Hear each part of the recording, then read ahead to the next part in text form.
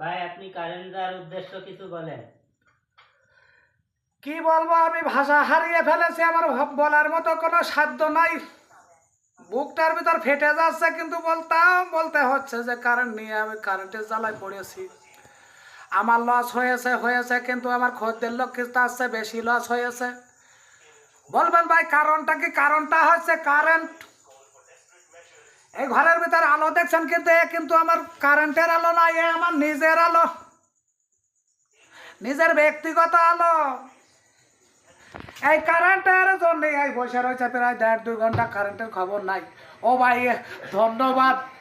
এই অসুখ যদি না করতে যেতাম, কারেন্ট আসতো না। এই এসে পড়েছে কারেন্ট, ওই দেখেন আলো এখন ফক ফক করতেছে আগের থেকেও বেশি।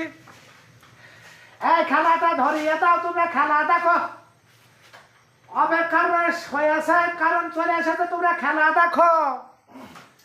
দেখেন ভাই কত লোকজন আমার ঘরের ভিতরে একটু খেলা দেখার অপেক্ষায় রয়েছে।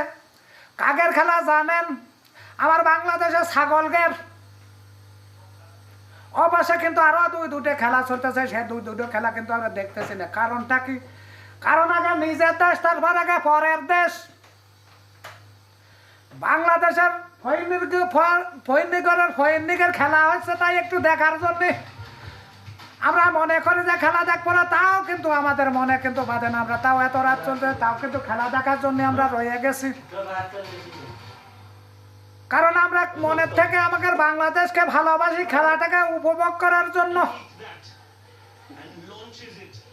তাই খেলা দেখতেছি। ওই দেখেন খেলা চলতেছে, ওই যে সিক্স মেরেছে, ওই দেখেন সিক্স। তহিদ হৃদয় সিক্স মেরেছে।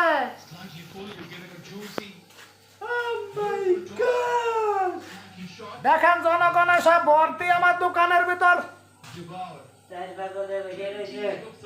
এখন রেখে দিলাম, নিলিবিলি খেলা দেখবো। কারণ এসেছে রাখি। আসসালামু আলাইকুম আর রাহমাতুল্লাহি ওয়া বারাকাতুহু।